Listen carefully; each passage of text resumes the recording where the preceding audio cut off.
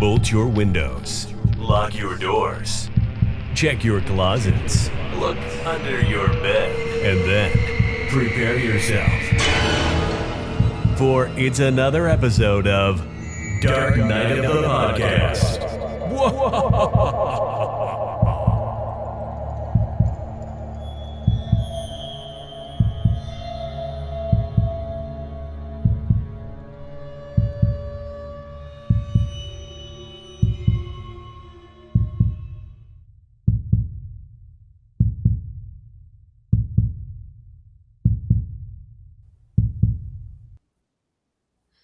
Hey, Chris, Yes, all right. your mama's so stupid, she got hit by a parked car. Your mama's so stupid, she went to the eye doctor to get an iPhone. Your mama's so dumb, she thought KFC was a UFC for chickens. Yo mama's so big, her belt size is the equator. Your mama's so stupid, when I said drinks on the house, she got a ladder. Really, literally, the only one I remember from Axum is your mama's so fat when she turned around and got lost. That is it. Guys, I know. Starting an episode with some Yo Mama jokes is a little odd, but we could go on. We should be going on with these Yo Mama jokes for about 15 minutes because that's how long the whole Yo Mama joke segment in the film that we are covering today lasts. And that is not an exaggeration. First of all, I'm joined by a guest host that you guys are familiar with because back in, I believe, June when Roger was on his first hiatus filming Meat, I had this gentleman on to discuss an anthology film that flew under the radar, I thought, but when we did the episode, lots of people kind of came out of the woodwork and said that, hey, I'm glad you covered this. We enjoyed it. And it was all your pick, Chris. And that episode got a lot of good feedback. I'm glad we covered that. So first of all, I'm going to welcome back, guys, Chris Shamburger. Chris, thank you for coming back. Thank you for having me back. I'm so excited. I know. And, generally we like to mix up guest hosts, but we recently discovered something about each other that I don't think we knew. And when we discovered it, I'm like, okay, we have to have you back because I think we both recently discovered we absolutely despise the same film, and we both consider this film the worst horror film we've ever seen. Am I correct? You are absolutely correct. Actually, you can take out the word horror. This is the worst film ever made. There's not a movie out there worse than this. Fair enough. So when I saw that, because I think I saw some post in a horror group that you must belong to. Somebody, of course, all of the hyperbole with horror fans recently, a movie cannot be okay.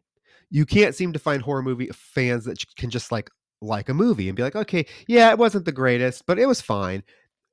Instead, it either has to be the worst fucking movie they've ever seen or the best movie they've ever seen. It happens with every major release that gets any sort of attention. And I think I saw some post in a horror group that was like, oh, I just watched Midsummer. It was the worst fucking movie I've ever seen in my life. I'm like, dude, if you think Midsummer, Hereditary, It Follows, any of those movies are the worst horror movie you've ever seen in your life, you have not seen very many movies, and you literally have no business commenting on worst horror films because this one, guys, takes the cake. And I commented, I said, apparently you've never seen Axum, and I think you must have saw that comment because you're like, yes, that was fucking her. It's literally the worst. And I have to say, when it comes to the worst horror movies ever made, there's two different types of brackets, right? You've got the big budget, theatrically released films, which are in their own category. But then you have the ones that are no budget, shot on shoestring, over the weekend with some friends kind of thing. And I think in general, between the two, like even if this were theatrically released or not, whatever it is, this is just the worst. This is the cream of the crop bad. Yeah. Guys, if you've not seen this film,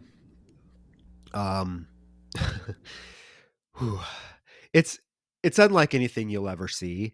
I don't think you can really hammer home how bad this film is, how incompetent this film is.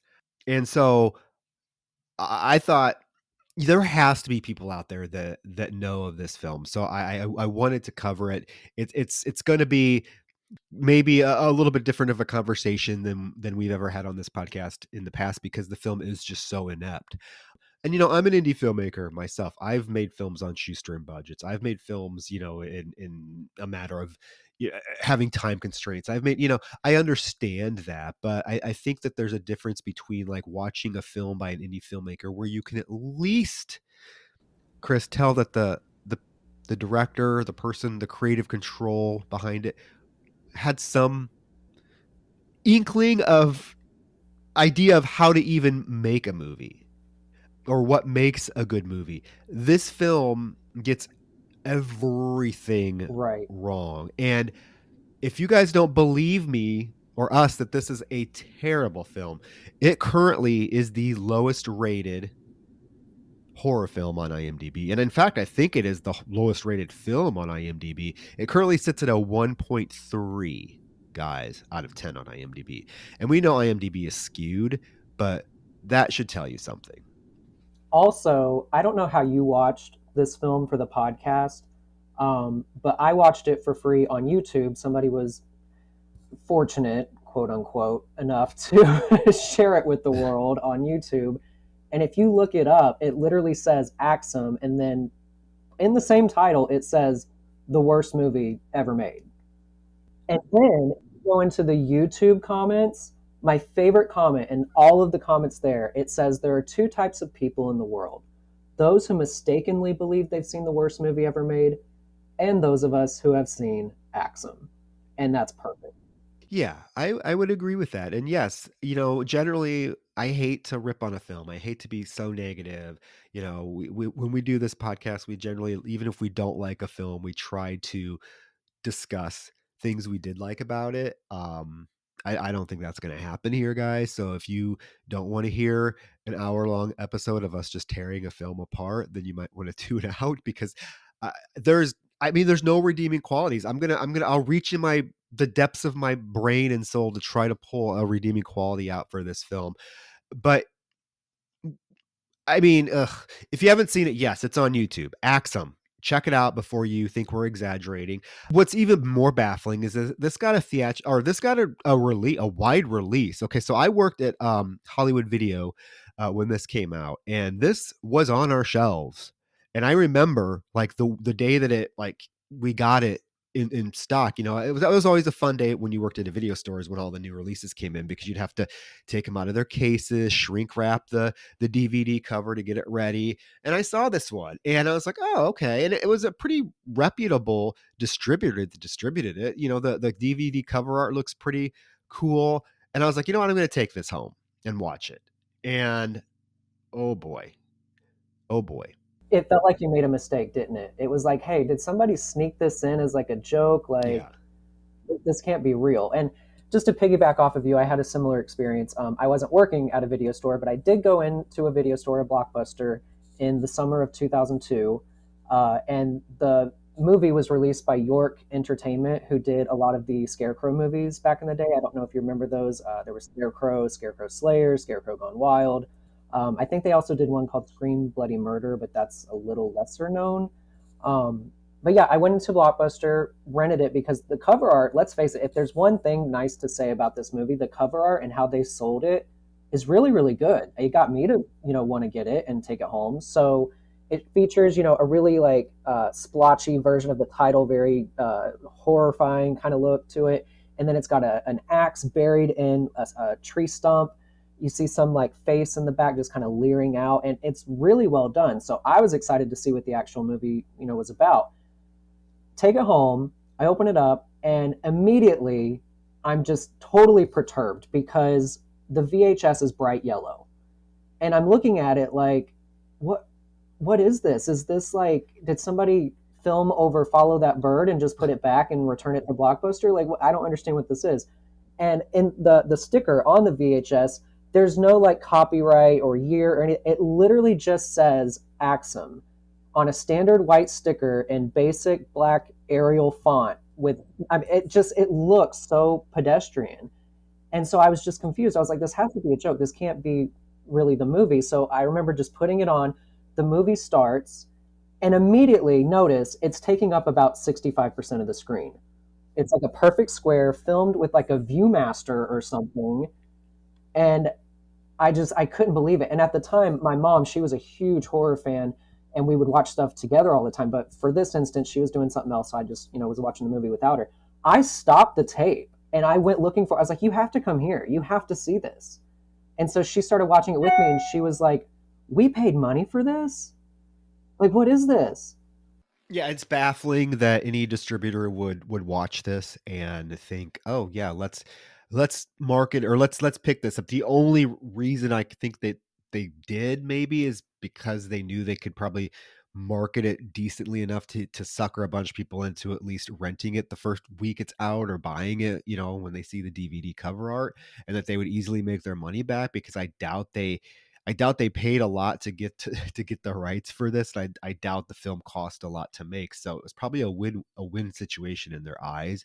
But for me as a distributor, I would be completely embarrassed to have this film be part of my library of films that I put out there.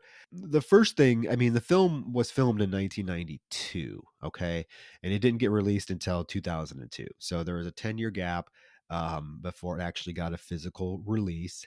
VHS DVD copies do exist, but right now it is streaming on YouTube. It's been up on YouTube for quite a long time. So if you're curious to see this and witness the atrocity that is Axum, it's up there for you to view. But yeah, I mean, when you put the film in, you are treated immediately to a text on screen. Okay. And it goes by so fucking fast that you don't even have time to read it. But like the first thing you notice is like how terribly formatted it is. Like all the first words of each line are capitalized. The formatting is real, just wonky looking. But that's not even the best part of it, Chris. It's grammatically will hurt your brain to try to read. And I actually took screenshots of it to read. I wrote it down in my notes too. Please, by all means, read them. Okay, it's because this sets up the film. I mean, this is literally the first thing that pops up on screen. Okay. And it says, on a cold winter night in 1990, Mr. Mason, a mean and cruel townsman, left his job for home. After arriving home, he took a shotgun and killed his wife and kids. Then is, and I'm not exaggerating, it says, then is mean man killed himself. When the police arrived, they only found the bodies of his wife, daughter, and younger son. His mentally ill son, Harry, was not ever found. Legend has it he will return in 13 years to revenge his family's deaths. Take away the awful grammar for a second. None of this makes sense. Like, first of all, who is returning? It doesn't specify really who's returning to revenge anything. Number two, we know exactly who killed the wife and all those kids, and the person that did it killed themselves immediately afterwards. So, if this is implying that the mentally ill son Harry is the one that's coming back to revenge, who is he seeking revenge on? Well, that's a perfectly logical question. But then, okay, so notice it says this happened in 1990, right? Okay, and it says then in 13 years he's going to revenge his family's death. So does this mean that this film is taking place in 2003? Because it was made in 1992 and it's very 90s, but is this film taking place in the future? That's what I was wondering, because I was like, with all these pastel windbreakers, there's no way. Oh, and lots of mentions of 90s like character, like there's mentions of like MC Hammer, and there's like uh, I mean, yes. So this doesn't make a lick of sense. And when you see the flashback here later on in the film that shows us this, it makes even less sense considering what we're seeing on screen.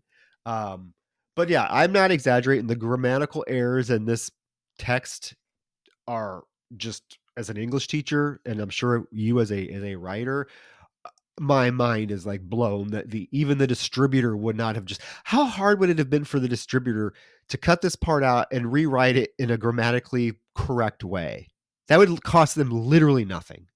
It's honestly the only shocking thing about this movie. Like, it's really that bad. And you're right. You get whiplash with how fast these title cards or whatever you want to call them, they fly by. I tracked it. All this information, 15 seconds. Nobody can get that in 15 seconds. There's no way. No, it goes really quick. Like I said, I had to pause it and take screenshots because I was like, what the fuck is this saying? Even though I've seen this, I saw this years ago. But like, okay.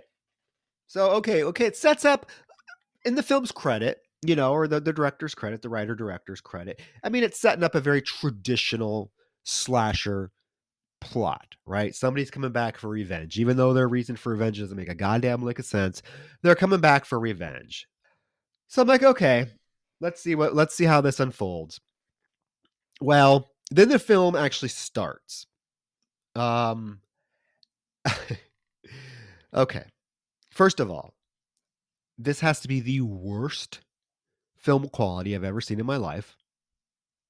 You literally, you can't see anything clearly. Don't even try. And guys, it is not the fact that it's on YouTube at all, because it's the same way on the DVD. Like the DVD that made it into fucking Blockbuster. Secondly, I don't think a microphone was used at all in this film. There was no mic. They were relying on the microphone on the camera, which, okay, low budget, you do what you got to do. But you know what? Have the common sense then to tell all the fucking background people to shut the fuck up, because this opening scene takes place at like a college hallway or something, and it's filled with people. That's honestly my note. It says, "Where the fuck are we?" I don't know. I thought it was. Is it supposed to be their college dorm? I don't know. But I can't even tell based on what they're wearing. You've got one guy in a jean jacket and blue jeans, and then you've got a woman in a nice purple cocktail dress. So, like, what event is this? Oh, and then the guy that shows up wearing a suit. Yeah, he's a pimp. Like, what's going on? Yeah. Well, and the problem is, like, it's very, like, the camera work in this is so bad. Like, the camera is just, like, set back, and you just have all this group of people. And because everyone is talking, like, all the background people are talking, everyone's talking. It is, like, you don't know who you're supposed to be focusing on. Like, I have no clue. Who am I supposed to be focusing on? Who are the characters? When it comes to find out, it's like this, the guy in the goofy, literally the Walt Disney goofy jean jacket, and I guess it's his girlfriend, and you can't hear a fucking word they're saying. Like, I literally had to get up to the TV, turn the volume up to try to hear what they were saying. And I mean, what you gather is he's inviting her to his grandpa's house for the weekend. She is like, oh, I don't know if I can get the time off of work. And he's like, oh, well, you better ask. And she's like, okay, I will. But she's probably going to say no. And then all of a sudden, like, other friends show up, and you can't hear a fucking word they're saying either. Yeah, the whole thing's a mess. All you get is, like, you can hear, like, bits and pieces of it. Like, they apparently plan to meet at this other girl wearing some cocktail dress at her house on Friday at 1 p.m. And then this other girl, she even chimes in. She's like, I'll drive too. And then it does more mumbling. And then the scene just cuts. It ends with him speaking. Yes. The guy is in the middle of a sentence, and the thing just fades away. Like, no, we got better things to do than listen to you right now. That happens quite a bit in this film. Scenes will literally cut in the middle of characters having conversations. This is not the first time this happens. So what we have is, it's just a bunch of friends that are going to a grandfather's house for the weekend, which to me, we find out that this grandfather is like, he's alive. Like, were they all like, what, a bunch of college kids were going to go hang out with grandpa for the weekend? Because he's alive, right? He's alive. This next scene is this grandpa, right? Right. Okay.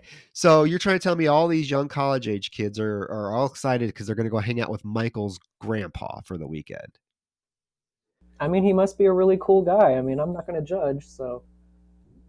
But I will judge the spooky stock music that immediately kicks in once it decides, hey, we're done listening to this guy talk and we're just going to cut him off. The stock music just immediately starts. We see some like hazy, weird, drunk vision goggles from high school health class shot of like a person walking into a house or something. Yeah. And the old man, the grandpa lives there.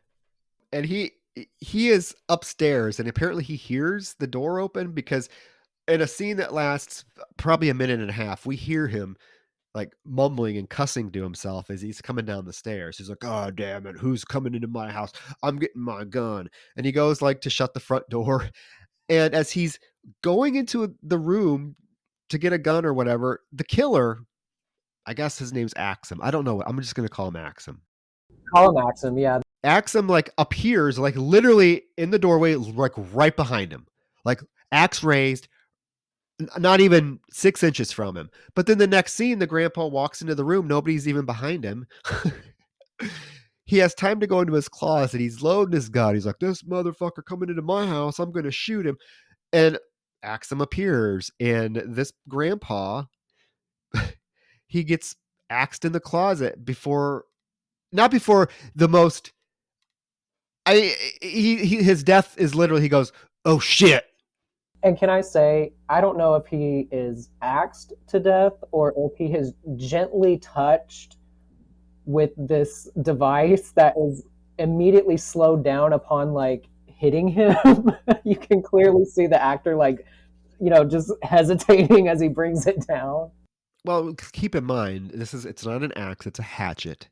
And keep in mind also, this is the only like hatchet axe like device death we get in this film. For a film called Axum, right here is the extent of the axing you get in this film. Exactly. And also, you were just talking about like he immediately gets defensive about somebody's in his house or somebody's coming into his house. He's looking for a gun and everything. Why do these people want to go here if this is the person, if this is their host? That doesn't seem smart. I mean, I'm just baffled that these kids want to go hang out at grandpa's house for the weekend. I don't know. Maybe Axum is doing them a favor, like, hey, I know these kids are coming. This guy's probably going to fuck them up with his gun. Let me go ahead and take him out so they can have at least a little bit of fun. Yeah. Well, now we get the opening credits. And when I say, I don't... When we talk about films that were just filmed by a bunch of friends over a weekend, this is the epitome of it. And I feel like there are random scenes thrown in here just because they could film them. And this is obviously one of them, because over the opening credits, we are treated to the Morgan State University step show that goes on and on and on and on and on and on. And over this, we are getting like the credits. And I love the fact that the director, Michael Mufeme, he has to put that his nickname is his nickname in quotation marks, and it's basically the exact same as his last name, just spell like, dude, that's really not a nickname. That's your last name, okay? So there's a couple things I actually want to mention about the director really quick.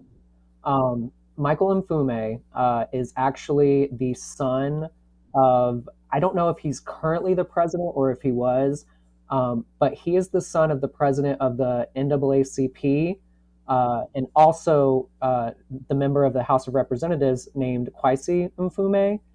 And if you guys think for a second that we're being way too harsh on this movie, this is a, talented up and comer, we need to judge a little bit less harshly.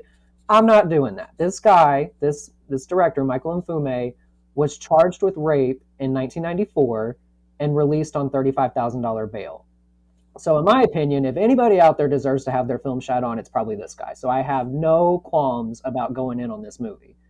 And frankly, even if he didn't do that, this movie deserves it anyway. So no, well, yeah, I mean, there's a difference between like, constructive criticism. You know what I mean? Like when you're watching something and you see that okay, I could give constructive criticism quite freely if there was any grasp. worth salvaging. Yes, if there was any grasp of this dude had any idea of even how to make a fucking movie. Like, I don't even know where to start with giving him constructive criticism. Go to film school, watch a fucking movie. I don't know where to go because it's just that inept. And yeah, I knew about his father being the president of the NAACP. I don't know. Yeah, like I said, I don't know enough about it to know if he still is or if he was during this time, and maybe that's why this dude was like, "Oh, I'm going to make a movie because my dad." I don't know. I mean, I guess one good thing about this film. Okay, one positive thing about this film that I'll say, Chris, is this is '92. We're getting out of the golden age of the '80s slasher films, which to me is like that's my thing right there. And one of the criticisms of the golden age of slasher films or slasher films in general for a while has been the lack of diversity, right? Or either the lack of diversity, or if you have a character, a black character, for example, they're usually the first to die. That's become a trope. The blackening, the recent film kind of played up on that quite a bit. I will say, I mean, this film is basically an all black cast, all black crew, with the exception of a few people we'll talk about here in a little bit. But so I guess on that sense, it is refreshing to see a black helmed slasher film. It's just a shame that it is so poor. Yeah, I love the idea of saying like I want to make an all black slasher movie. Love that idea, but this is not it.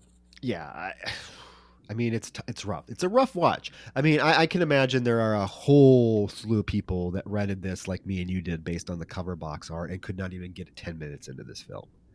I would bet this film probably has been shut off way more times than it has been watched all the way through, because again, this opening sequence goes on and on and on and on and can we talk about the actual title card for the film? Oh my god, this PowerPoint title. Yes.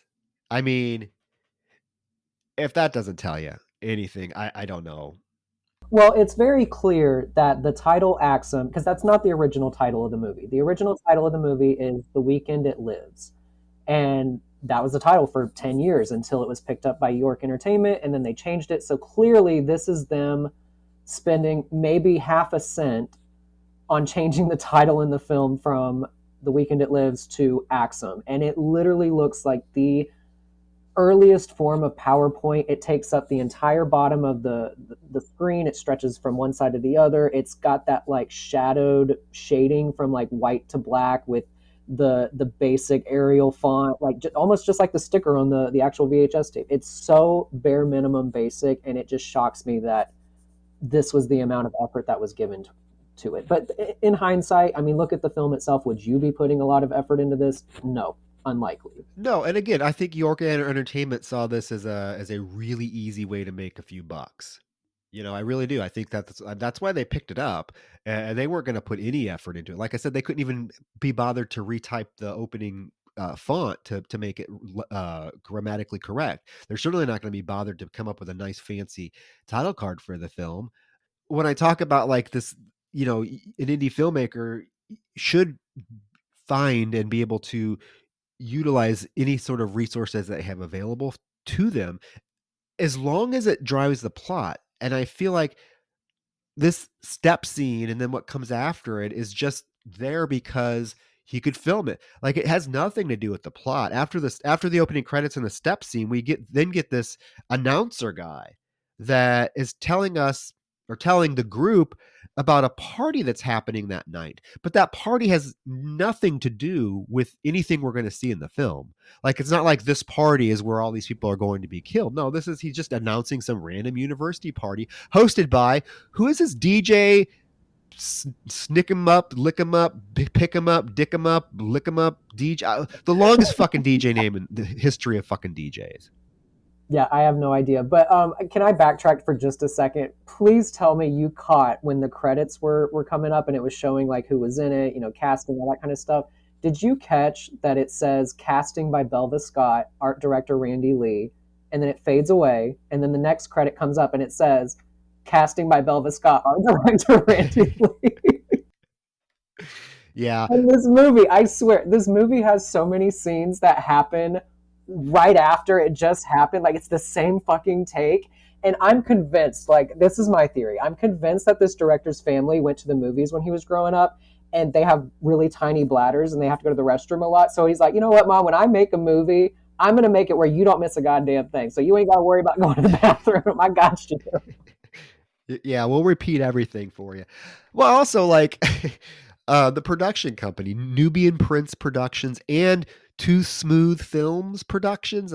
Uh, dude, there is nothing smooth about this film. Oh, and I got two script supervisors. I don't ask me their names. I don't know, but two script supervisors. Is there a script?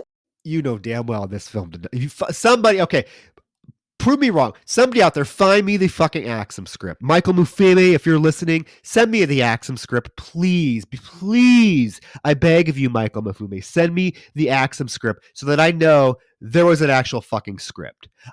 Because you cannot convince me that this film actually had a formatted 80-page script. I will never believe it. This is the most improvised thing, because you try to tell me there's a script that was written with a 20-minute Yo Mama joke session in it. No, because that's what we're subjected to for the next 20 minutes after this announcer announces his party. He literally starts like picking on audience members and doing a Yo Mama joke battle. And let's keep in mind, Chris, these people have nothing to do with the plot. None of them are any of the characters that come to this house. It's just random.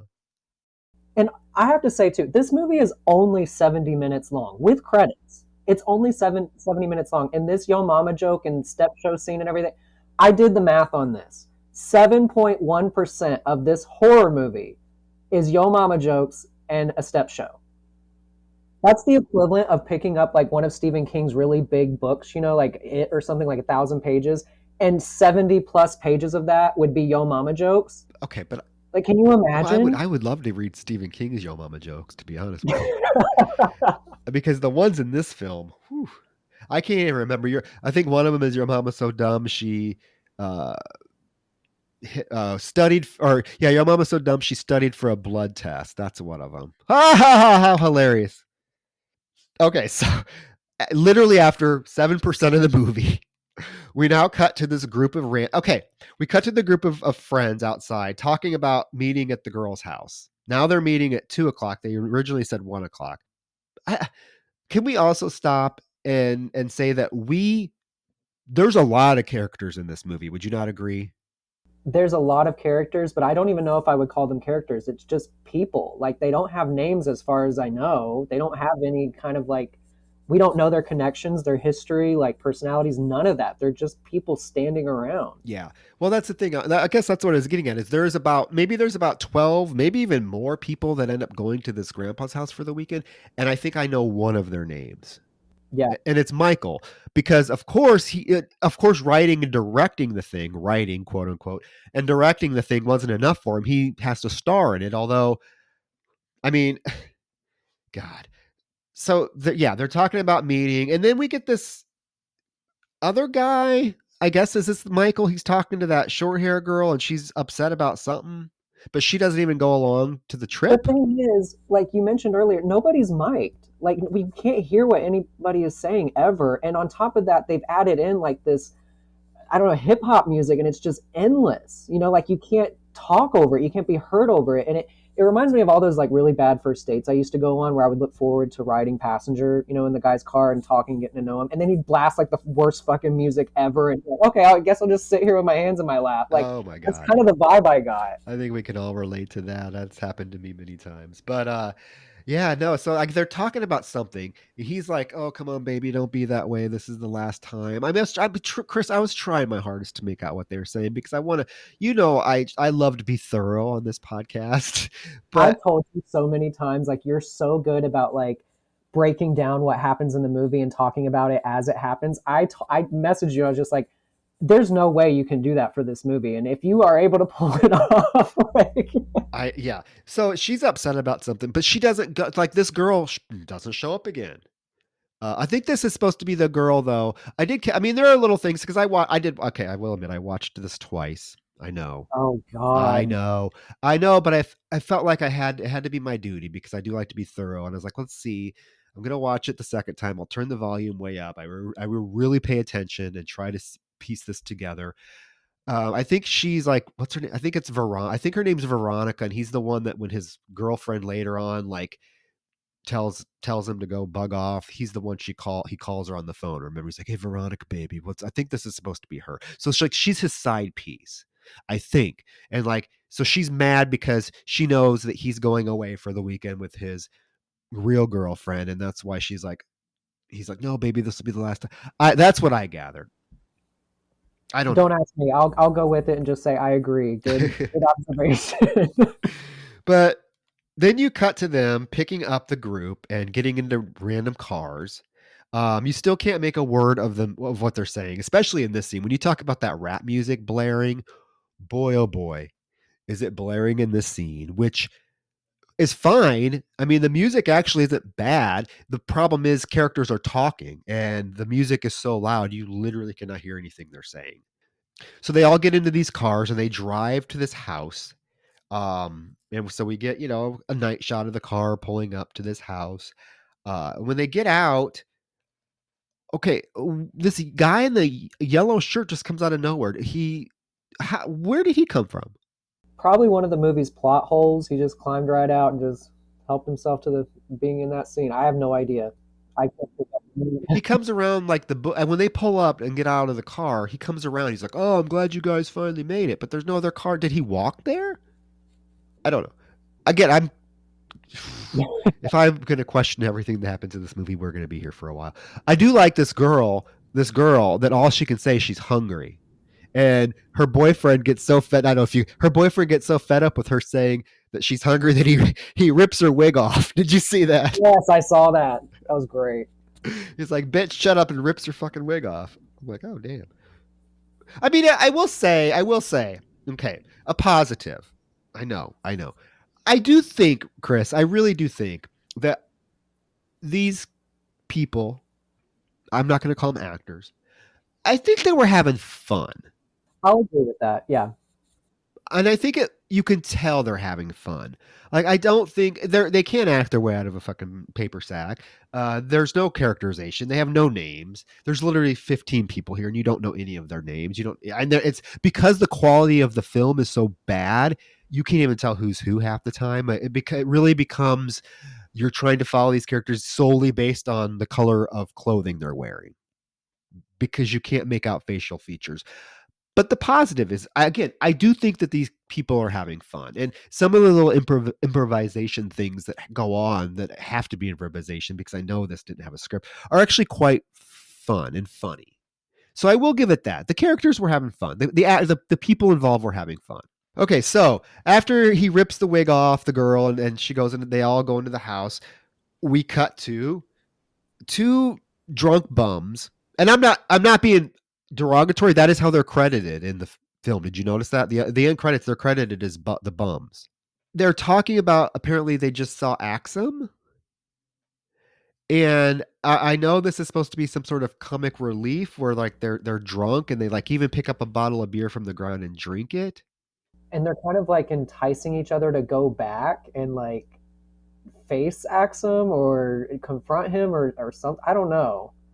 Yeah, he's like, he was 10 foot tall. You go get your 7-foot ass and fight him. He's like, no, you go fight him. And then they hear a noise and they look at each other and they're like, he's coming. And they take off running away. And as they're running away, you clearly hear the director yell, "Cut." Yeah. If the opening title cards or whatever were not shocking enough, this is breathtaking.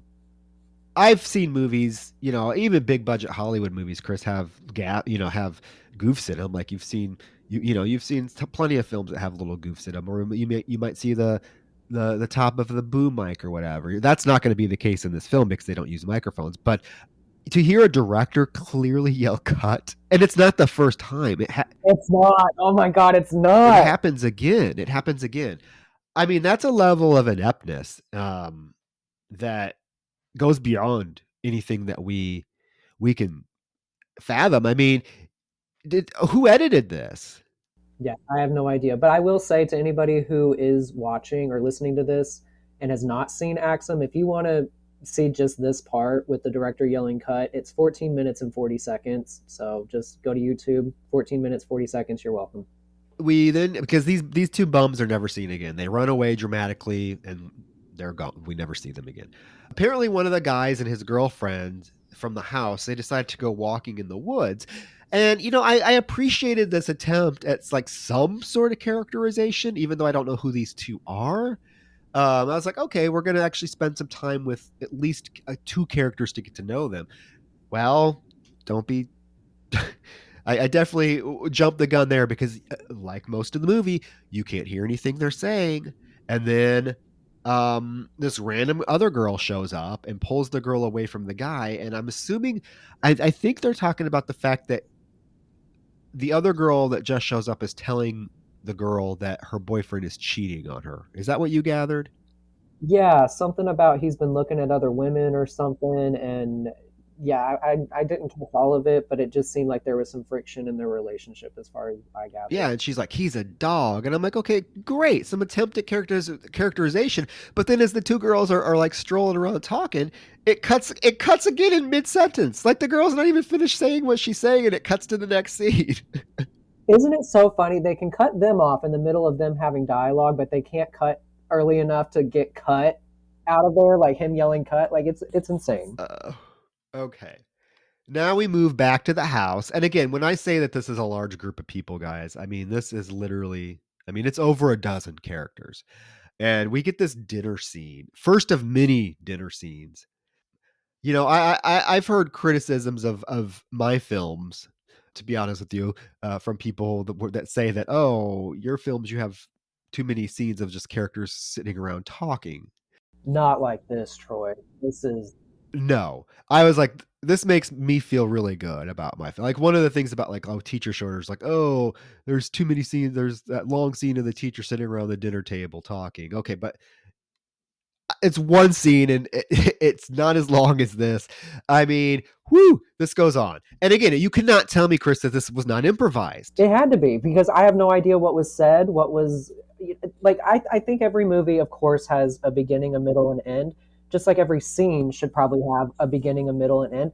This one scene with the dinner, I have no clue what was said, no clue what happened. Like you could have taken this whole scene out and I think the movie would have still worked fine. It's almost like it's just there to fill in runtime because it's already so short, and they needed something.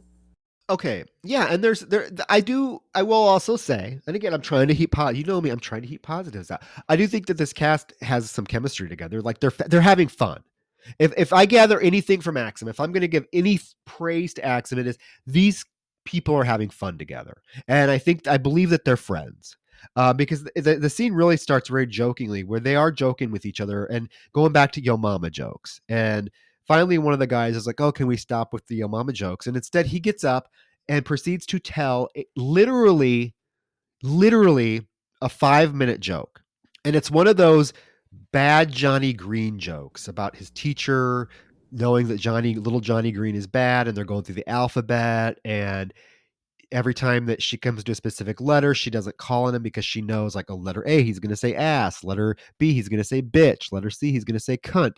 And so finally, the only letter that's left for him is F. And of course, it goes to where you think it is. But this is a 5 fucking minute long joke. And these people sitting around this table think that this is the most hilarious fucking thing they've ever heard in their life.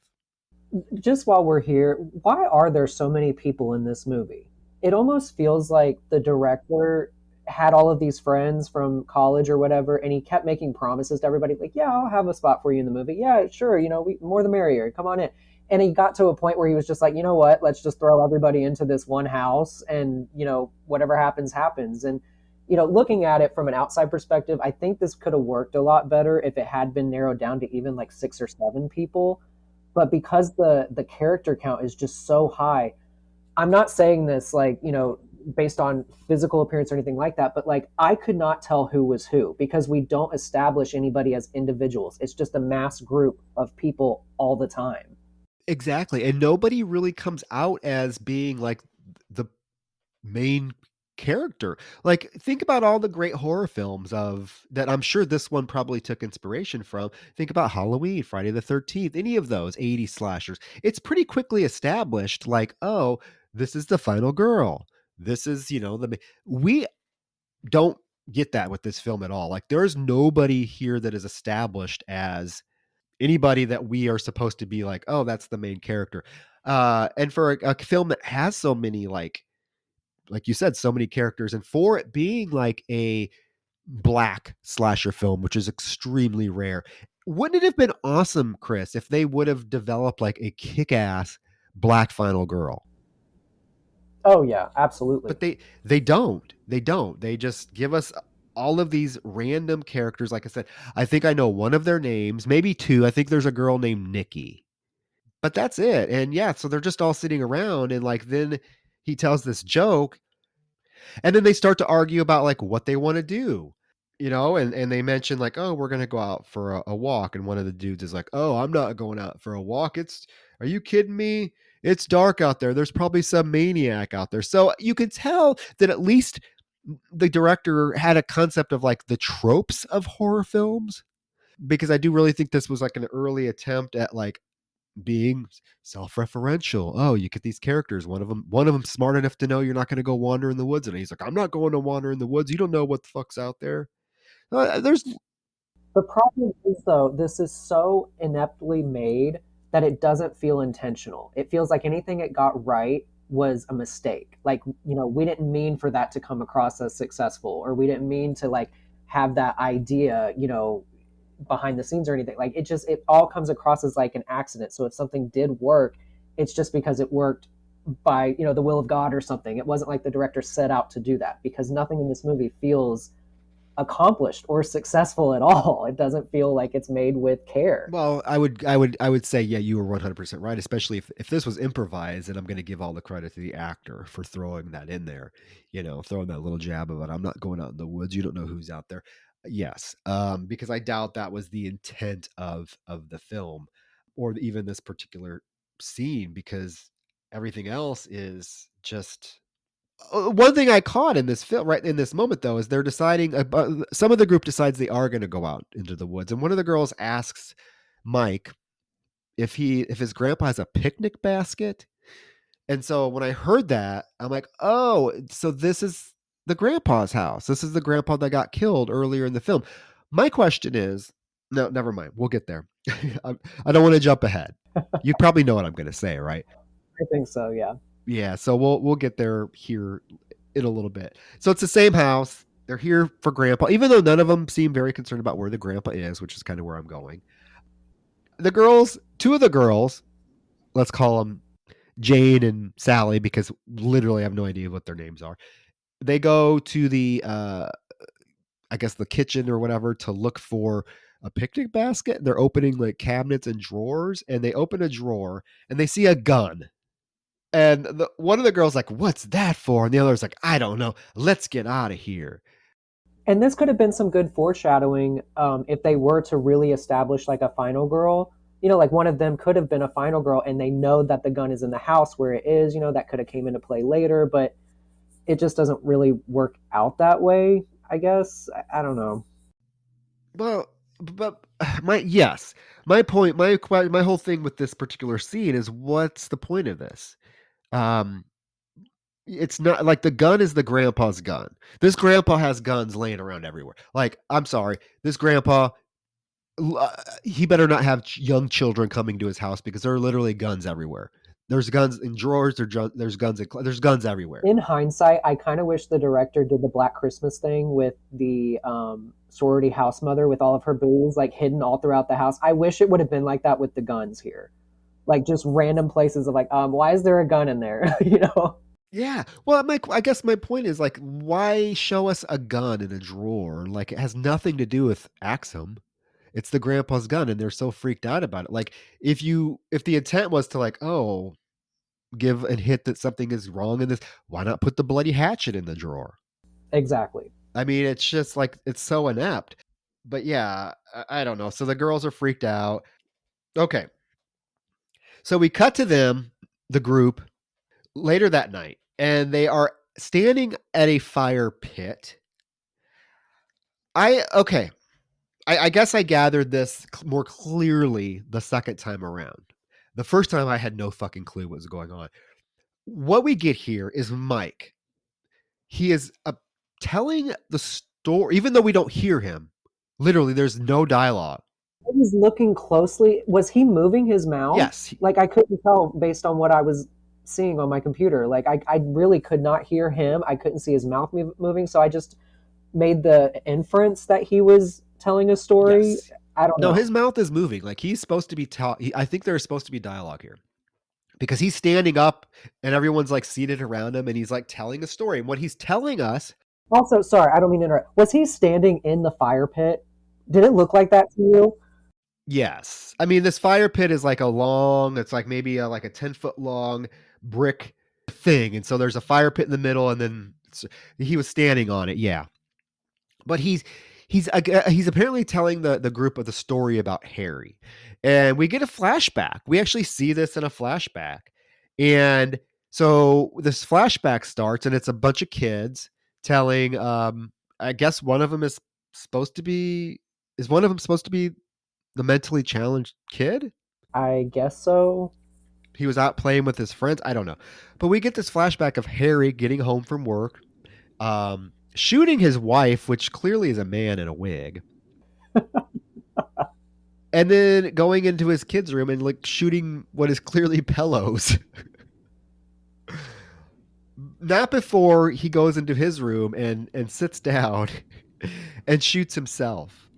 Doesn't this whole thing just remind you of some like PBS reenactment of the DeFeo murders? Like, I would imagine that has to be, I don't know. I mean, yeah. I mean, this is very Amityville 2. Like, if you've seen Amityville 2, which is based on the actual real DeFeo murders of that Right. whole story, there's a scene that's almost eerily similar to this, although it's done way, way, way, way, way, way, way, way better. So he sits on the bed and he like sticks the gun in his mouth and this guy shoots himself. And then these cops who could not give a shit less, they show up and they're like, oh, look, he shot his family. Oh, this must be the motherfucker that did it. I have a question here. The guy that sits on the bed and shoots himself is clearly white. Yeah, I noticed that. So why is Axum a hulking 8-foot black man? Yeah, I have no idea. Because the wife was white too. You see, the quality's bad, but you can tell it's a white man in a wig. So did they adopt this black child? I have questions. Did you also notice when what's his face, the dad goes to shoot himself with the gun, he kind of like does this hesitating, like I just did it, but almost like the effect didn't go off in time. Like he jerks his head back, but nothing happens, and then like a second after that, that's when the blood splatter finally happens. I did notice that. Yeah, it looks like because he looks right at the camera for a second. He's like, this, and then it's. What do I do? I just did it. But yeah, I was like so confused about why is this a white family then? Yeah, I don't know. Weird. It's just weird. And then we get this odd scene of like hair or somebody standing, holding a dead kid. And then what I'm assuming is supposed to be young Michael sees this and like gives him something, hands him something. Is it like a coin or something? I don't know what it is. It does come back into play at the end, which I got to give him credit for at least following through with something. But then he goes over to his grandpa, the one that was killed earlier in the film, and is like pointing, but like nothing is there. And you can tell he's saying something, but there's no dialogue. My impression was that the kid sees like corpses propped against like the fire pit or something. And then when he brings the grandfather back to show him, the corpses are gone. But what does he give? He gives Axum something. And I want to know, like, how did Axum all of a sudden become I thought Axum in the opening credits was supposed to be a kid. And in this scene, Axum is his full grown, 8-foot tall self. This makes zero sense. And Axum is black and his dad and mom are, I don't know. Now, it's a mess. Now we cut back to the guy, another guy in glasses. There's two guys in glasses, and that fucking confused the fuck out of me. I thought it was the same guy. So glad you said this because I thought I was going crazy because not to jump ahead too much, but one of the black guys in the glasses dies, right? No. Okay. He apparently he does not die. because he's in the final. He comes back, and the only reason I knew it's because he's wearing the exact same clothes. I thought the same thing. Like if you're gonna make if you're gonna make glasses become such a prominent part of a death scene, just have one character wearing them, because there's two guys that are wearing glasses, and I'm not being. They look very similar. No, they really do. And that's a good point to make. So many characters, like even if we couldn't catch their names or personalities or anything, at the very least, physically make them different enough so we know, like, oh, that's the bitch with the pink hair tie. That's the bitch with the glasses. That's that kind of thing. So like we at least separate a little bit. This movie doesn't even try to make an effort with that. No, we're just yeah. I have not seen a movie that cares so little about like characters than this one. I mean, it's kind of just whew. I mean, characters are that's the backbone of your film, and when you don't even care about them enough to give the audience any inkling of who they are, what they're, it's just baffling. And that perfectly shows in the next scene, because when we get to a character with an actual name, oh my gosh, his name. Yeah, yeah. Well, we have to get a scene with another guy in glasses talking to his girlfriend, who's very clearly trying to let everybody know that she is reading Ebony, because it's like right in front of her face, opened up. I don't know if Ebony magazine got us some sort of money for this, but she's holding it like literally in front of her face until he comes down. And then we find out she's mad at him because he's been looking at other girls all weekend. And so she goes to bed with her friend who comes down. And then this is when he calls Yolanda, the girl from the beginning. That's all I gathered. I don't know. Yes. Now we get some characters. I got to give these three credit. At least they're trying to act. Yeah. Okay. This random trio of Sarah, Brian, and Chris, who? And Breakfast. Yes, you heard that right. This guy's name is Breakfast. Sarah and Brian are the only white characters in besides the dad and the dad that blew his family away. That's supposed to be Axum's dad. These are the only white characters in the film. Breakfast is their black friend, I guess. Are these okay? So who are these people? Were these people on the way to the house? Who are? I don't know who these are. Were they going to the party or this house for the weekend, or are they just random people? My impression is they're random people, kind of like that banana eating girl from that Friday the 13th movie, like just somebody else doing their own thing, like not involved. And yeah. Okay. Well, they run out of gas and they're quite upset about it, especially Breakfast. He is quite pissed that they ran out of gas. Brian is like, "Oh, that's what I'm saying. We got to go get help. Let's go look for help." So they leave Sarah, and Breakfast and Brian traipse into the woods to look for help. This is when is this the same guy in glasses that tried to call Yolanda? Is now he's in the bathroom, and when he's like trying to fill the bathtub or something, this other girl comes in and he starts like making out with her in the bathtub. For shame. It's so hard. I don't know who these characters are. I'm trying here and I just don't know. But then we get another long breakfast scene. So I want to try to figure out the timeline of this film, right? Because now it's breakfast, not the character. It's real breakfast. All the characters go downstairs to eat breakfast, and they even say it's breakfast time. They're all very excited about breakfast time, because the one girl comes out, she's like, "What's for breakfast?" And the other girl's like, "Everything. Just eat what you want." And they're talking about like getting laid the night before. Who got laid last night? Oh yeah, and if you say one word, I'm gonna have your balls for breakfast. I thought you was a vegetarian. Yeah. I guess some attempt at humor, but they all fucked the night before, apparently. One guy says he's going to wash his car? I don't know. My favorite though is the guy that wakes up, he comes downstairs for breakfast, eats a little bit, and then says, "I'm gonna go back to sleep." Like kindred spirits, my guy. I felt that. It's 10 o'clock in the morning, they say. My only problem with this scene, besides you can't hear, you don't know who the fuck's who, is that the next scene then makes it make zero sense. Timeline wise, because the next scene is Breakfast and Brian going to that walking through the woods, which clearly was the evening, right? Right. So were they walking for 8, 9 hours straight, and now it's the morning time when they finally find a place? Like Yeah. I was confused. I was like, what the fuck? Okay, so they were walking all night. Because it still looks dark. And okay, I will say, like, once when they get to this house, the actual like um establishing shot of them walking to the house actually looks really good. It's like, oh wow, finally a shot that's in focus and you can see clearly, and the house looks really creepy.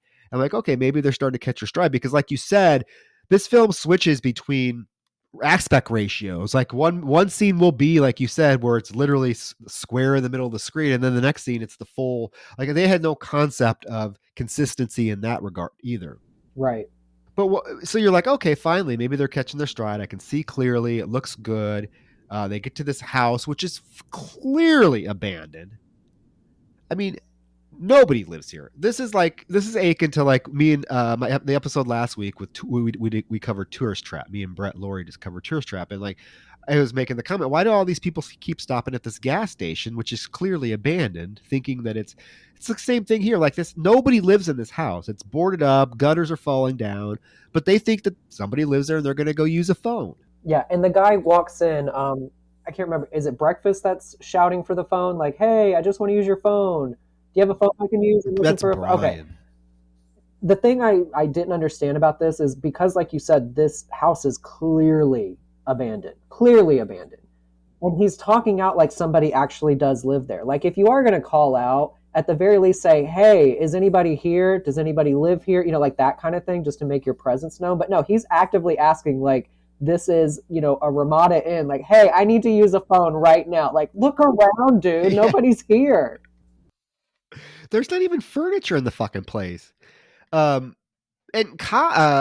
Breakfast immediately, like, okay, so I will back up because I was making a point about how this establishing scene looks really great.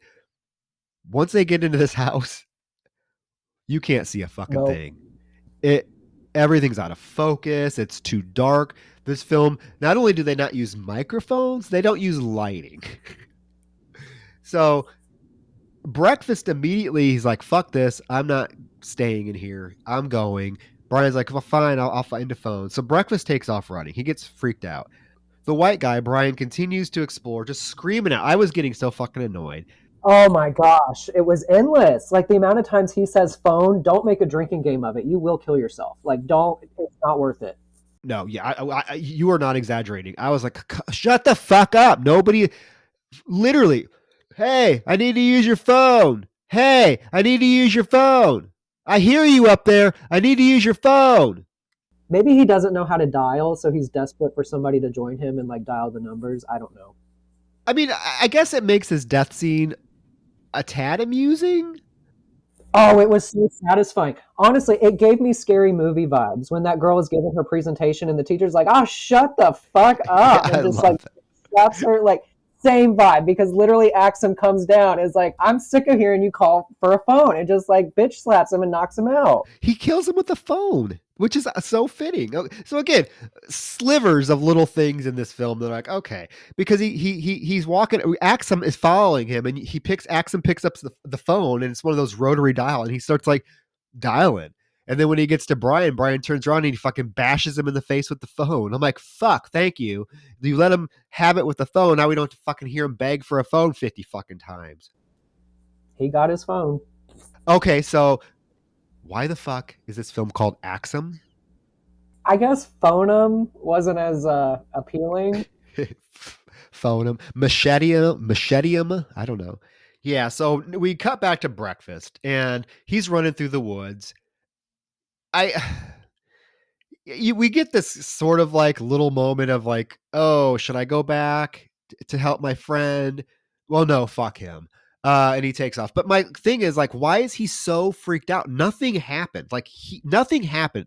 Yeah, he didn't see anything. He didn't like know somebody else was in the house or anything. I don't understand where that panic is coming from. No, he's literally like running, and he's like, "Oh, I got to get the fuck out of here. You saw nothing. You heard nothing. You literally walked through the doorway of a house and then took off running. Like you have no clue your friend's dead." I don't know. Then we cut back to these girls. The girls back at the house are sitting around asking. I think they're trying to talk about like, oh, do you think what Michael told us last night is true? That story? And they're like, I don't know. And his girlfriend is like, why wouldn't he have told me that before? And the one girl's like, that's men for you. They don't tell us anything. Can I say I'm actually really glad this scene is in the movie, because had it not been for this scene, I don't think I would have understood that that whole flashback thing was him telling a story. Yes, exactly. There's no inference being made that, like, hey, Michael is speaking to the group at the fire pit and this is the story he's saying. Like, you get none of that at the time. So the only way I knew as a casual viewer that that was a flashback of the story was because they say, hey, do you believe that story he told us last night? And then I'm like, oh, okay, that makes sense now. Yeah, one of the few moments here where you can actually hear the characters, because there's only like 3 of them and they're not talking over each other. I also like that they were like, uh, oh girl, did you get with Michael last night? Was he good in bed? And she's like, oh, he tore it up. I'm like, oh, do girls really? I don't know. Do they say that? He tore it up. He tore it up. Breakfast then runs back to Sarah to tell him that they need to go. He's like, we need to get the fuck out of here. And she's like, I'm not going anywhere. I'm waiting for Brian. And he's like, well, fuck you then. I'm running all the way back to Baltimore. Why? Why? He literally has not seen anything. Yeah, there's a very early and unnecessary panic happening in this movie. Well, back at the house, one of the guys has to take a piss.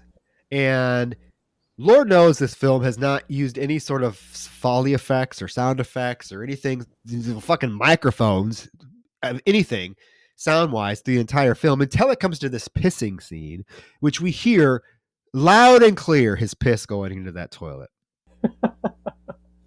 I'm like, fuck, the one scene you actually maybe put a fucking microphone on and you stick it in the toilet so we can hear the piss going in. Come on. But he's done. And when he looks out the window, he does see Axum creeping around outside. And I love this. He's clearly panicked. He runs downstairs and tells the group, I just saw a big, tall motherfucker creeping out outside. One or two of them respond. How do they respond? They leave the house and they go back to the fire pit to fuck. Oh, okay, that's a reasonable decision. Yeah, your friend just told you a big fucking hulking man was lurking outside, and you guys decide to leave and go to the fire pit and fuck. And this dude, I don't know who he is. I don't know who this girl is. This is one of the 50 people that showed up. He is like trying to smooth talk her. He's like, you're so fine. I could kiss your daddy's ass. And she's getting all flattered by it. And she's like, oh, I'm trying to like listen because they're not using any mic or any sort of wind thing. You can hear the wind through the camera microphone, so it's hard to say or hard to hear what she's saying. But she's telling him, "I just want a man with money. Do you have money?" And he's like, "Oh, baby, I got more than that for you." And then they like literally start to fucking have sex. I don't know. All I have is a note that says, around this time, I don't understand why everybody came to this house in the woods and they chose to bring all these white clothes. Oh God, that's what I'm saying. Like it becomes to the point where your only distinguishing factor between these characters is like what they're wearing, but then they change clothes so often that it's like, wait, I just thought you were wearing. I don't know. Now we get to another dinner scene where they're talking about their friends missing, the 2 that went off. They're like, maybe they were gone too long. Maybe we should go look for them. When they hear a scream. And they run to the front door? I don't know. The one guy's like, I'm not getting up. I'm staying right here and finishing my dinner. So the other group gets to the door, and the 2 friends that were just fucking at the fire pit come in, and he apparently has been hurt. He's holding his hand, and so he's freaking out. Everyone's screaming. Can I ask, did you rewind this to make sure you didn't miss something? I mean, no. Okay, that's fair. I mean, I think if it hadn't been for us recording this podcast, I probably wouldn't have bothered. But just knowing, like, trying to keep up with this to take notes and everything, I was like, did I miss something here? Like, they were just outside, they're all inside, and suddenly there's just like murder happening. Like, where? And it's a repeated thing in this movie. You know, like the 2 bums that we were talking about, the drunk bums. You know, fight, like, you saw him, you go back and talk to him. Like, why don't we see any of that? It's a lot of like just jumping from the action to the reaction. Yeah. Well, and then I guess I didn't really think about that because my level of realism was shattered right away when Brian's body falls through the door. So the white kid that was just killed in a house, not even the same house. How did he get to this house? So did Axum carry him all the way over to throw him through the door? Right, especially if we're talking about him looking for that house for 8 or 9 hours straight in the middle of the night. Like how far away is that house? And that's another thing I want to bring up really quick. We have no concept of like distance in this movie. When people are outside later, like running through the woods or anything, are we supposed to, think that, oh, they're really deep in the woods, they're about to, Blair Witch and kick a fucking map into the creek, or are they actually just 10 feet in the backyard? Yeah. Well, and that's the thing is there's also locations. Like I'm not sure like whose houses these are. I mean, I know that this is the grandpa's house, but then here towards the end of the movie, we get all of these different houses. I'm like, wait, whose house is this now? Like it's just random locations. And like you're right, there's no sense of uh distance, how far they are. I don't I mean, this film just gives us nothing. Like nothing. Like it doesn't want to Yeah, give the audience anything. And it's like the director, I don't know what he was thinking. I'm like, he maybe had an idea of like everything that was supposed to be going on and like what the story was and who these characters were, but he wasn't uh, skilled enough to at least know that if you're going to make a movie, you have to let your audience know that too. Like it can't be all in your mind. exactly. The director basically got a really good location with the grandfather's house, and then he got a really good, foreboding location with this like empty abandoned house. And he wasn't able to really marry them together to where it made sense with the script. It's just two separate things happening at different times, and we're, as viewers, just totally lost. And it becomes worse because when the characters here split up and they're just running and each of them are ending up in the different houses and you're trying to keep track because like one character will be in one house 1 minute, another character will be in the other house the next minute, and then like a second later they're in the same. They somehow get into the same house. It's like what the fuck, what the fuck. I do like the fact that they try to run outside and they see Axum doing something. He's like bending over a car. This in like the least you know, uh, intimidating manner possible. They can't even see his face because he's bent over, and they immediately all freak out. Yeah. And we get that reaction twice. Yes, Michael's reaction twice, where he's like, "Oh shit," and then like the second, like, "Oh shit," and then they run in the house. Did they not know which take to use? Did the director just watch both takes, take a drag of his cigarette, and say, like, you know what, fuck it, just use them both? Oh, I think so. I mean, they have to. They want to make it as dramatic as possible, right? Oh shit, oh shit. But then the God, they run inside, and they all have been given the direction to run straight at the camera, That's pretty much it. including the last guy who runs and literally stares right into the camera for about 15 seconds and is like screaming in the most ridiculous way possible. And it took, I mean, not that this film is engaging by any means, but like nothing in this film has been that sort of self-aware. So to have this particular scene happen, you're just like, oh, come on. Like, what are you doing? Like you're breaking the fourth wall, and it makes zero sense based on what has been how this film has been going so far. Like, ugh. Yeah, it's very cringy. Well, thank God, like Axum was like, fuck this. So he like charges into the house.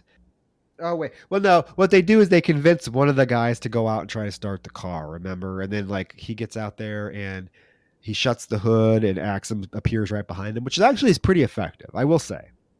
And at some point, doesn't he break back inside or something? Or did I hallucinate that? No, he runs the once Axum tries to attack the guy, he runs back inside, and we get this really weird like double filter effect thing. So I don't know, but then when he runs back inside, yeah, Axum does break inside, and he like lifts the machete up towards the camera. And then it goes to commercial or something. Like it literally fades to black. Like this is where we put the commercial for when this airs on TV. It fades to black with Axum staring at the camera, raising the machete, and then when it comes back, all of the characters are all of a sudden in the woods. Yeah, what happened?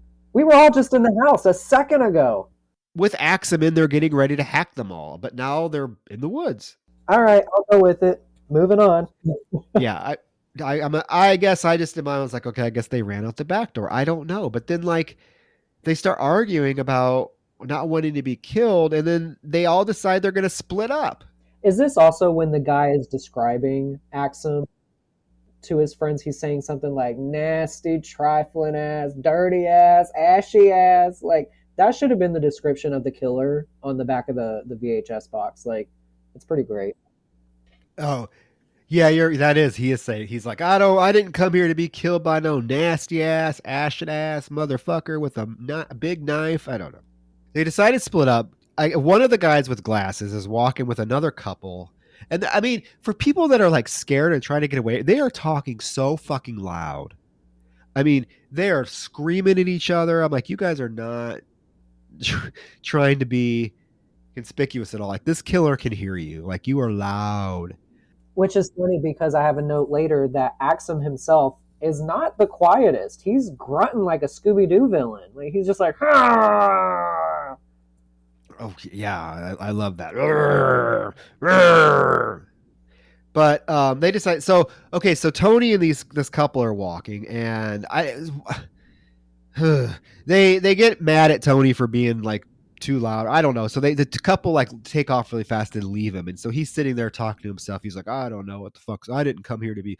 And all of a sudden, Axon comes up behind him with a baseball bat and hits. Okay, there is a YouTube clip, guys. Again, if you don't want to waste your time watching this movie, Google best part of Axum on YouTube, and this is it. It comes up. It's like a 13-second clip. It is this guy's death scene because I can't describe it.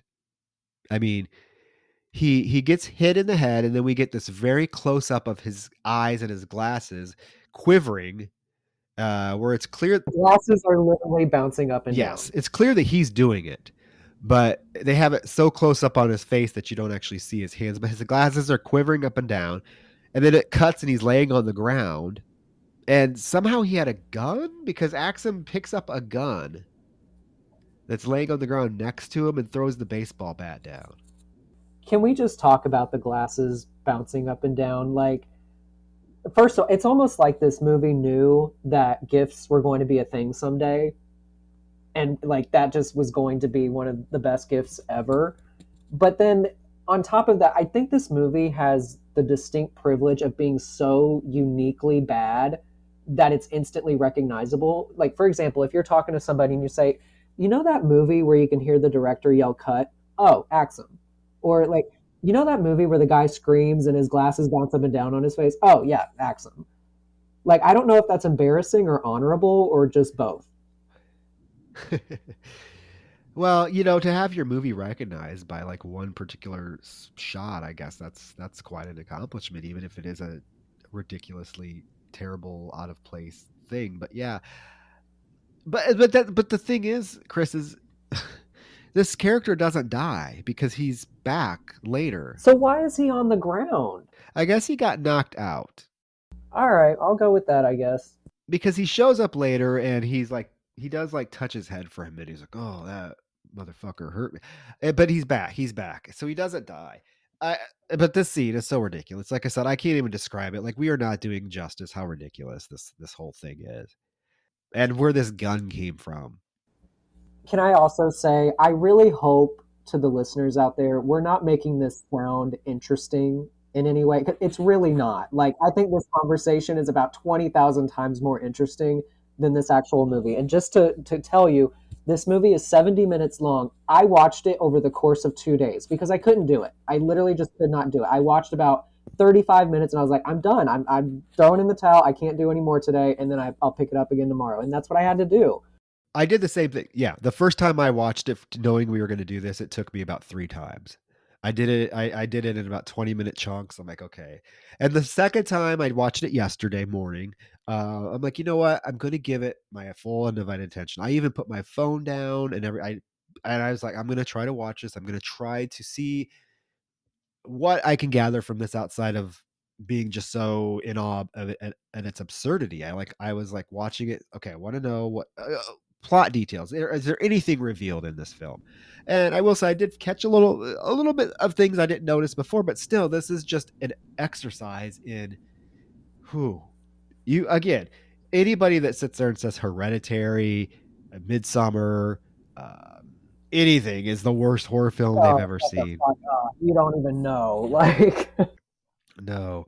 But then we get after this happens with the glasses guy, we cut to this girl. She's back at the house, I guess. Or she's been left there because when she tries to go out the door, Axum comes up behind her and hits her in the face with a machete. I don't know who this was.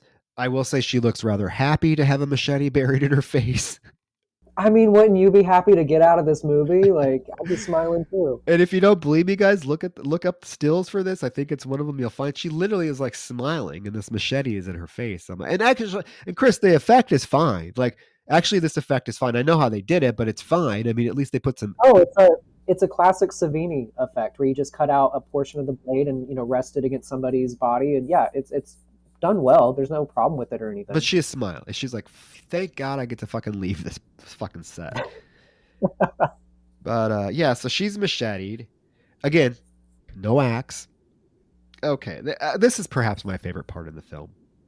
And we cut back to Sarah. And if you forgot who Sarah was, don't feel bad. I'm sure everybody. It's the white girl that was with Breakfast and Brian. Just when I think that I could not be like my jaw on the floor at stupidity any more in this film, this scene comes along. Now, because I already know we're going to talk about what happens in this scene, but before that, let me just say, when your car breaks down or you run out of gas or whatever it is, why is people's first instinct in this movie is, I'm going to go into the woods? Like, wouldn't you just follow the road or the path or something? Because I feel like that's kind of where civilization is sort of built from, is a path or a road versus nature itself. Like, why are you going into the woods?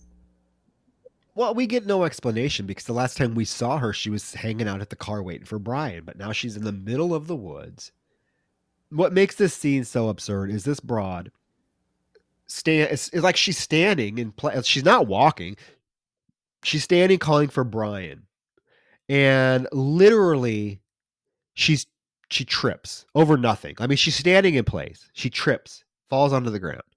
She gets up, walks another 3 feet, trips again on nothing. Gets up, stands up, walks another foot, trips to the ground, falls on nothing. And she's like, oh, every time she falls, oh, bitch, what are you falling on? You're walking in grass. But wait, you also forgot, she gets up, and you know what happens again, Troy, for the 4th fucking time? She trips again. I'm like, put this fucking bitch out of her misery. She can't walk. Like, put her out of her fucking misery. And then we hear Axum grunting all of a sudden.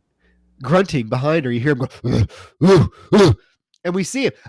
I will say she's probably the best actress in the film.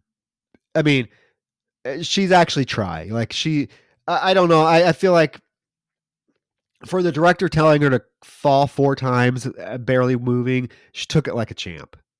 Did you kind of get vibes, not to bring up Scary Movie again, but did she kind of remind you of the one in the garage that's like, please, I'm just a day player? Like, she kind of looks like yeah. But what I love about this is she finally takes off running, and Axum, I guess he's chasing her. I don't know. She disappears for the film. We never find out. I'm assuming in my mind Sarah got away. That's what I want to believe. I do like that she did not trip once running away, but she did standing there. Yeah, but we don't see her the rest of the film. Sarah, in my mind, Sarah got back to Baltimore just fine. We cut to another random couple that got separated from the group, and they are literally arguing about whether what they are seeing in front of them is a car or not. I'm so glad you brought this up, because he literally says, like, we're saved, it's a car. The girl goes, are you sure? Like, what else is a car going to be mistaken for? Like, this isn't, the first season of Hee Haw on DVD. Like, what did you think this was going to be? What else I did not understand that. And I think he even makes fun of her for it. He's like, what? He does. He's like, what do you mean it's a car? No, it says right here, it's a car. Okay, and she's, okay. Oh my God. She slaps him, and all of a sudden he turns into the most flamboyant gay man ever to exist. I wrote down, I'm not kidding, Troy, I wrote, this is a goddamn drag queen. Angela in season 3 of Untucked, like, I don't have somebody slap me. I'll never have somebody slap me. If I want somebody to slap me, yes, I could probably go out and get somebody to slap me because I'm what sickening. Like, I felt the whole time like he is a drag queen waiting to happen if he ain't one already. Oh my God. Thank God. Because I was like, he just literally turned into the, he is like, girl, you did not just slap me. Nobody touches this face, girl. I cannot believe you just did that, girl. Nobody touches my face. You slap me. You really slap me out here, girl. Girl, you better check yourself. I mean, it turns into like, what the fuck? 50% of the dialogue in this movie is this right here. Like, this is, it's unending and I love it. I was cracking up. I was like, "Oh, girl, you tell that bitch. He is not happy that she slapped him. I can't believe you slapped me in these woods, girl. Who you think you are? You don't." I was like, you go, whatever your name is." And then we get another couple running through the woods when he falls, and of course it's the early '90s because what does he say to her? I've fallen down and I can't get up. Yeah, I'm like, oh my God. And they hear something and they get up and take off running. And then we get the girl running. It's the exact same take twice. Again, the director does not want you to miss this in case you have a tiny bladder or if you just needed to sniff some coke in the bathroom for a second to stay awake. Like, he's like, no, you're going to know what's going on. Do what you got to do. Come right back. It's the exact same take. She jumps over the camera, runs into the woods screaming, jumps over the camera. It's 2 times in a row. And then we cut back to this guy in the white who, you know what? He is having a fucking blast. I will give this guy credit. He is acting like a fucking ninja. Later in the film, he's twirling around trees. Right now, he's acting like he is holding an imaginary gun and tactically trying to get back into this house. You know what? He's having fun. He's having a good time. I'm not going to say anything about this guy. He knows what he's in as a piece of shit. He's just living it up. Let him have his fun. And now we cut back to the guy in glasses who I thought was dead. This is when he returns. The guy who got hit in the head with the glasses.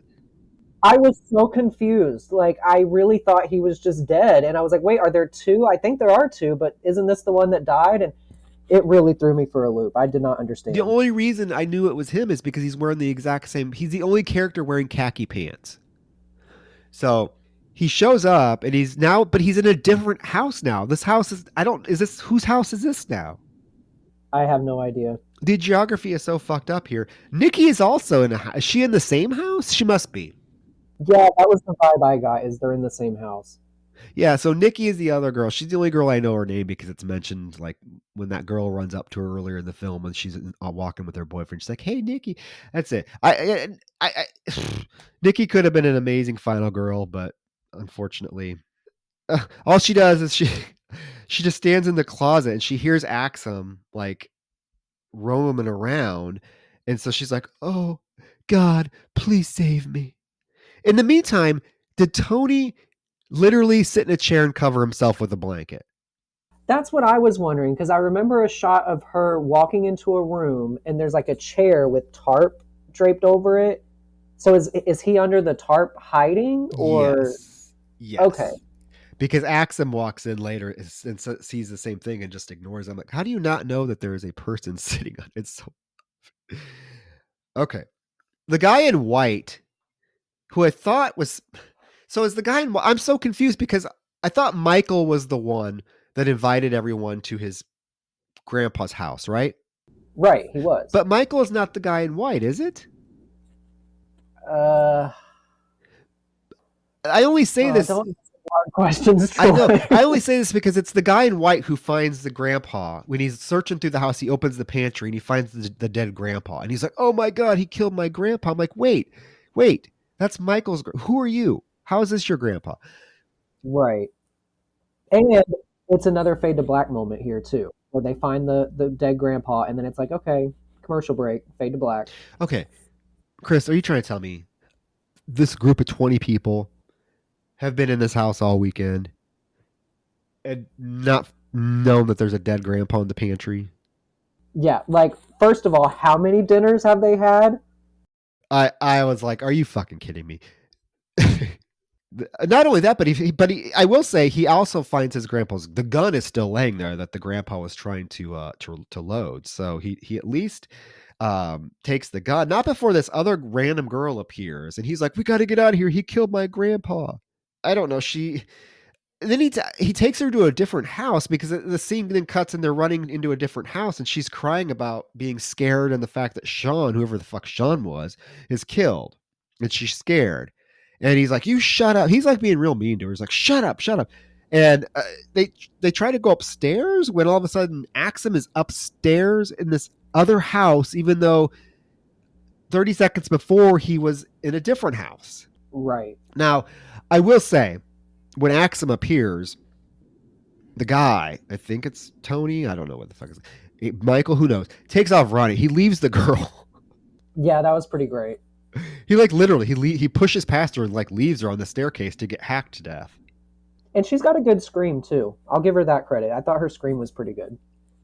But then he runs out, but then he runs back in and goes back upstairs and gets shot. Axum actually uses a gun. He uses the gun that he took from the glasses guy and shoots this dude in the ass, first of all. Can I just say this part, Troy? I was hollering watching this because I totally forgot this happened. And watching it, as it unfolds, you clearly see Axum standing there with the machete, right? So you like the machete's the danger, like.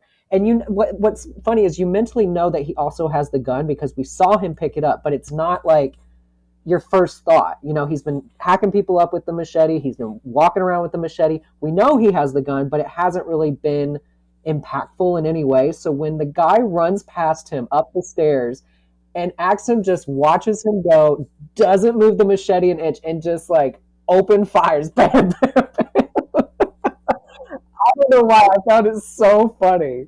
Well, it's quite jarring, yeah, because it's like, oh my god, you got this killer using a gun now, and then like, yeah, he shoots him in the ass. He's upstairs, saying, "Oh my god, I got shot." But Axum goes upstairs and finishes the job. You hear the gun go off, but then he's immediately at a different house now. He immediately is now at the house with Nikki, hiding in the closet, and he doesn't like go into the closet that she's in, but apparently she's been in this closet for how long and she did not notice there was a Party City skeleton hanging next to her?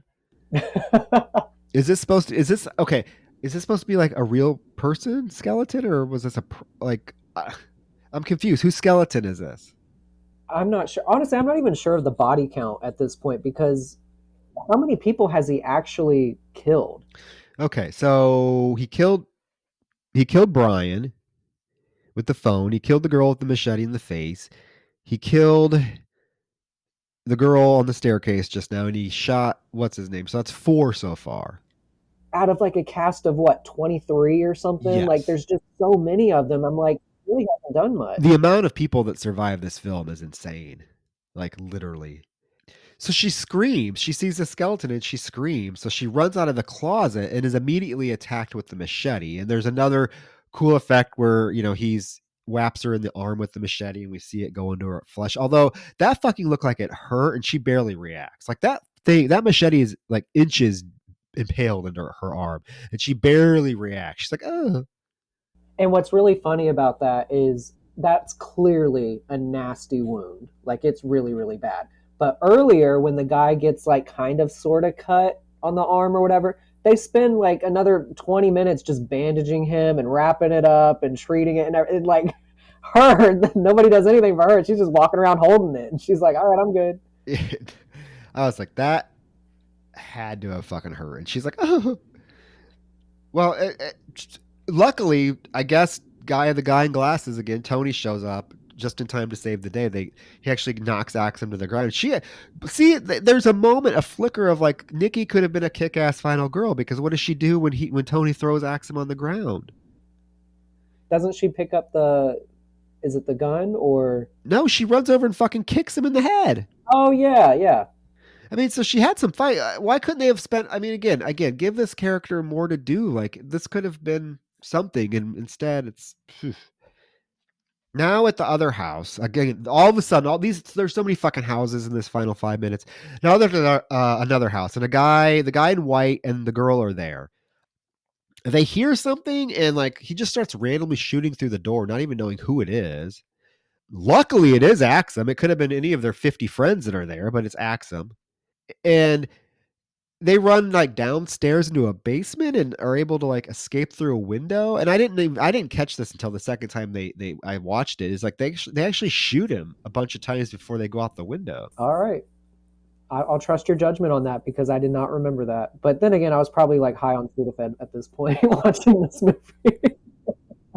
Yeah, yeah. I was like, oh, okay, so he gets shot quite a bit in this film, and like, it just okay. So somehow, even though these characters are all separated and we don't know where they all actually meet at the same location in the woods again. Like they all come around and they meet in the same location, and it's this car they find, the same car that the couple were arguing about whether it was really a car or not earlier.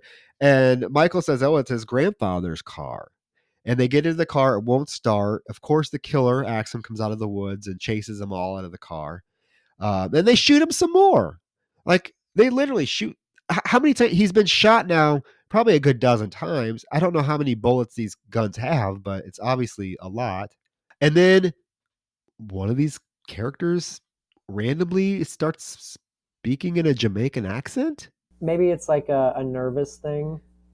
He goes on and on and on in this Jamaican accent for a while. I'm even going to attempt to do it because I know my limitations as far as accents, but he is speaking in this Jamaican accent before finally saying, oh, because I was confused. I was like, who the fuck is this guy with the Jamaican accent now? Like, there's been no Jamaican accent in this. He finally like goes back to his normal voice and says, man, I got to quit playing around. This is serious. So going back for a second, when we talked about like the car not working, what exactly was the plan with that anyway? Because you got about 47 people in this movie still, and do they all think they're going to fit into a four-door sedan?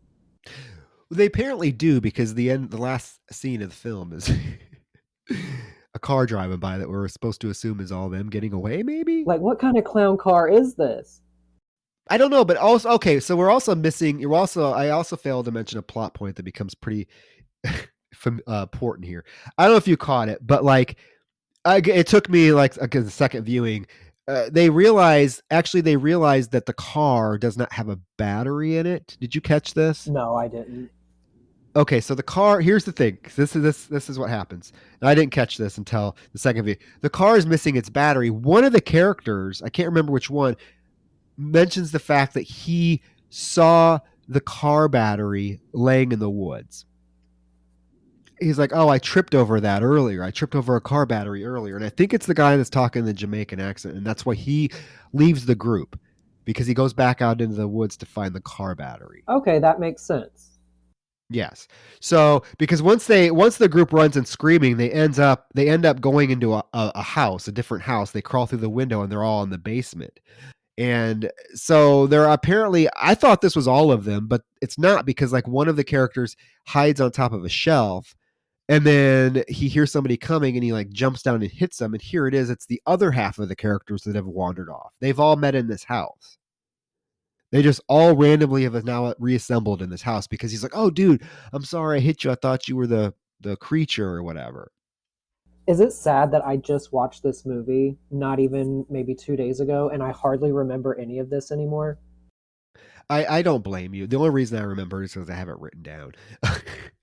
Otherwise, yeah, it's just I also will say, like, for the climax of the film, this could not be more ho-hum if it tried. And I know we've been ripping on this movie, deservedly so I can't expect the ending to be any better. But like, this is the end of your movie. Like, this is the climax, and the way it's handled is just like, okay, so you got the group reconvened. Finally, they're all together. You think there's going to be maybe some sort of suspense, anything like that. No, what happens is they're in the middle of talking, and all of a sudden Axum just walks in. Like, literally, just walks into the room, and they all scream, and they like back up against the wall or against the stairs. And I guess they do decide like they're going to take a stand.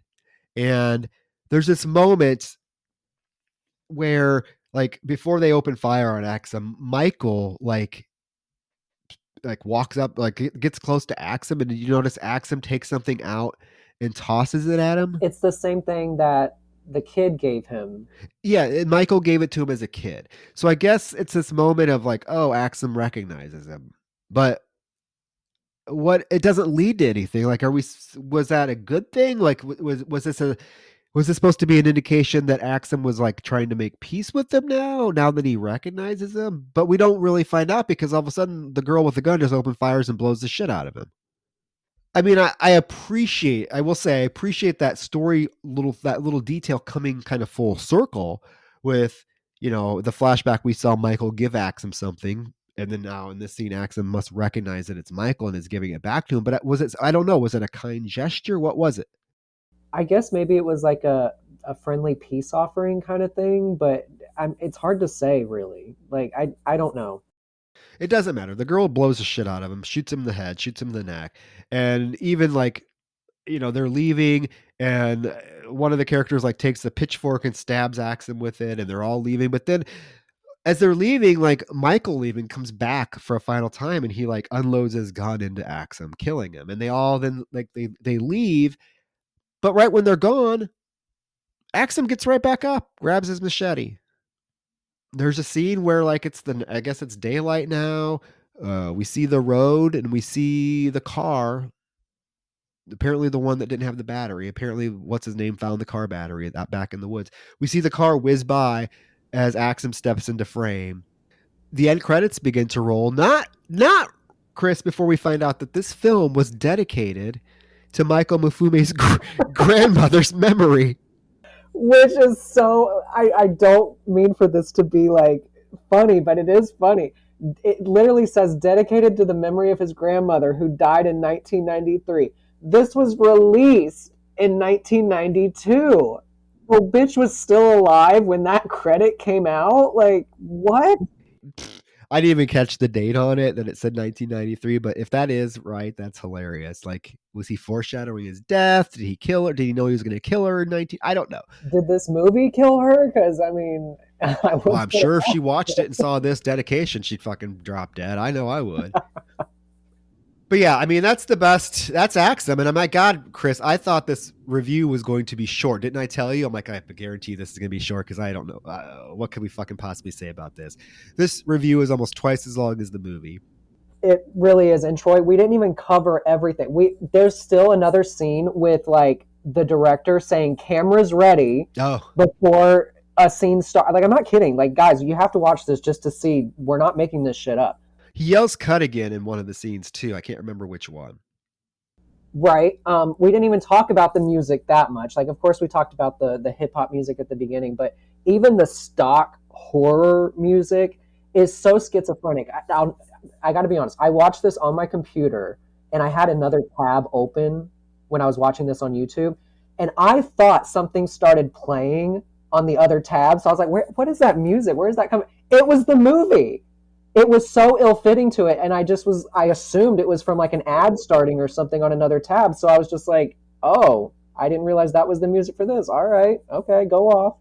This film, I mean, I can't believe we spent this long talking about it. The film does not deserve this attention, but hopefully the episode is entertaining enough for you that it's worth this almost being fucking 2 hours long.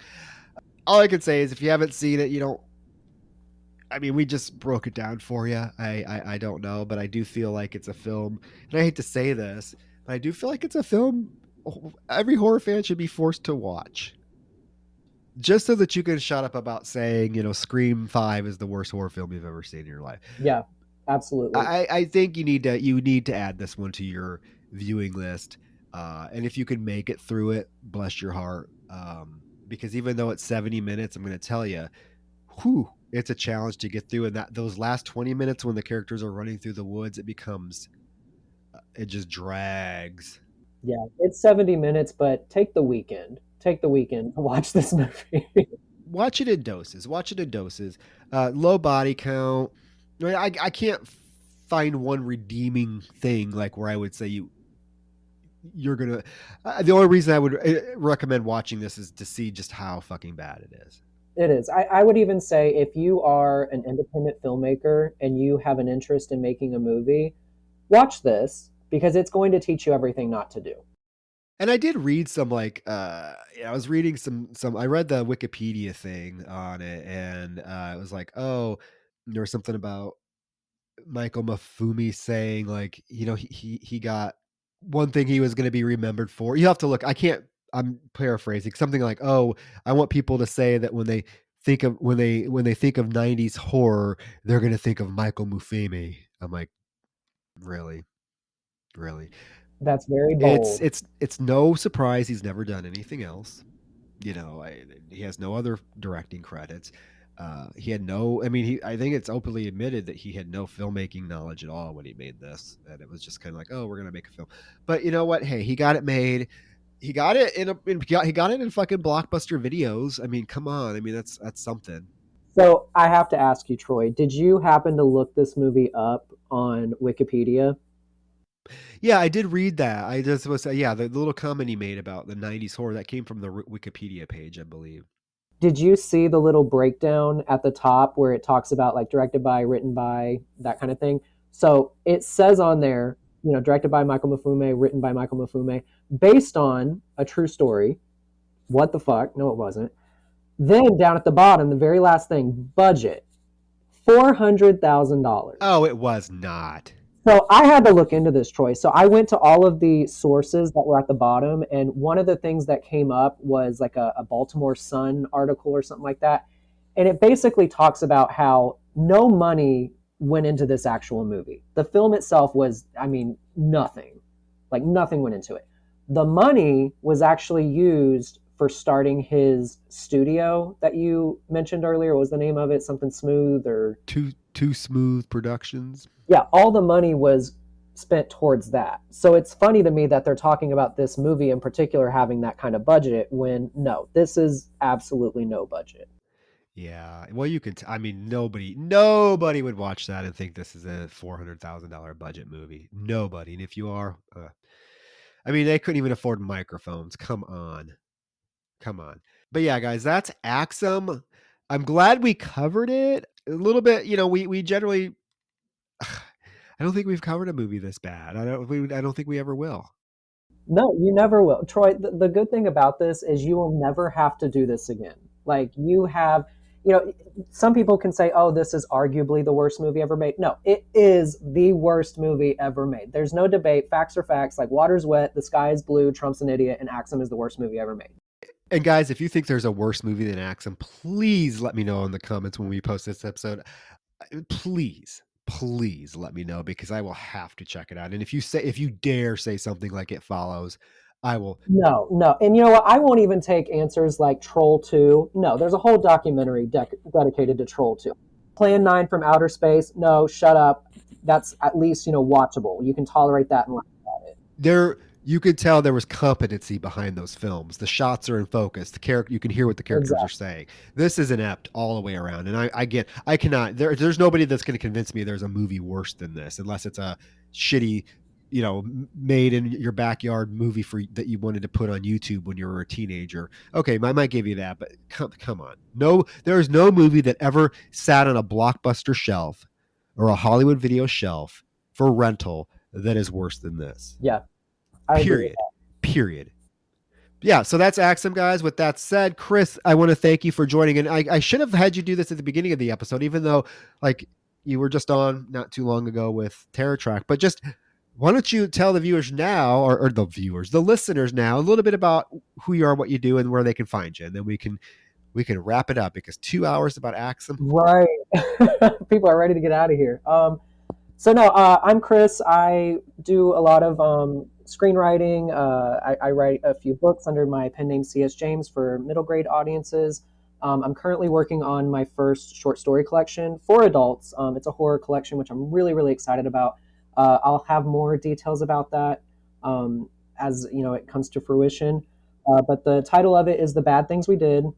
It'll be available in paperback, Kindle editions. I'll hopefully have an audiobook shortly after release, but fingers crossed. But yeah, it's just a collection of 8 scary short stories, all kind of revolving around the theme of the bad things we do in life. Sometimes it's very monumental things, whether it be like killing somebody, things like that, or it could be something very small that leads to terror. So yeah, I'm really excited about that. If you want to follow my writing journey, I'm on Instagram, TikTok, Facebook, at Chris Has a Story. Yeah, hopefully that kind of sums it up and wraps this thing up. Yeah, and I will say, definitely you're going to want to check his this book out when it comes out, because you did let me read two of the stories, and I did read them. Oh, thank you. I'm so glad. Yeah, and I'm not gonna spoil anything, but I'm gonna say that both of them, the Candy Cane Man. Oh, am I supposed to tell the titles of them? That's fine. Oh, You can say oh, the title. Yeah. Candy Cane Man, and then the title of the bad thing we did, the bad things we did, right? Both of them are That's right. phenomenal. I will say, uh, if you guys are, I'm an English teacher, so I remember I have a couple short stories that are really really kind of dear to my heart that I used to teach my eighth graders or ninth graders all the time, and the bad things we did, your short story, without going into it, without giving anything away, definitely reminded me of one of my favorite short stories of all time, The Scarlet Ibis. Have you read that? Okay. I haven't. I will say the bad things we did was kind of my love letter to a Danish writer named Ville Sorensen. He wrote a short story back in the 50s called Child's Play. And it's basically these two brothers.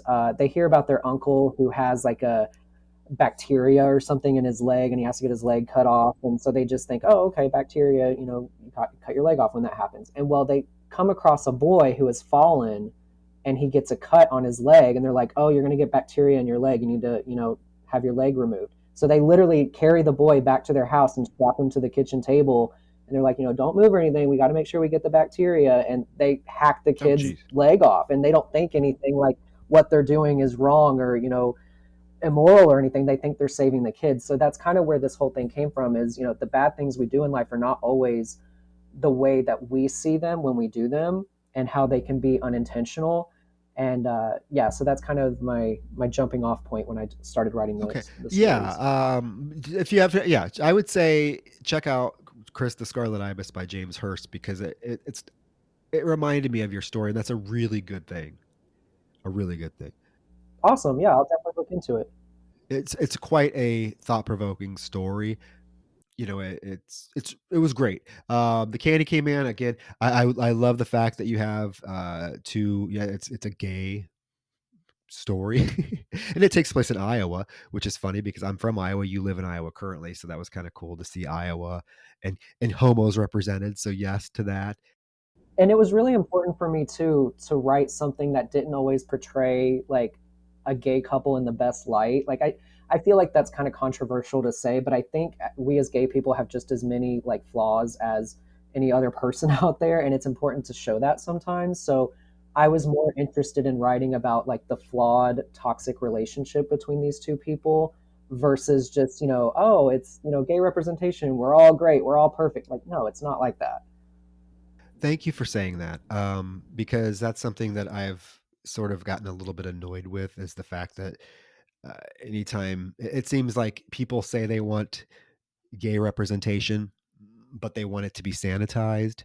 And anytime you try to present a gay character that has some sort of flaws, or you try to make a statement about things that happen in the gay community that are prominent, and people will freely admit that, then they will be like, oh, that's terrible. How can you portray, gay people in such a negative light? That's not doing our community any good. And that's one of the things, like with with my next film, Hollow Lake, the script with Hollow Lake, is that it deals with a lot of that, and a couple people are like, oh, you might get some backlash from the gay community for it because it is so real. And I'm like, my thing is, bring it on, because we're not going to sit there and pretend, like you just said, we can't sit there and pretend that things, the toxic relationships in gay relationships don't exist. And I will say, I fucking hated the character of Lee. Oh, I'm so glad to hear you say that. That's awesome.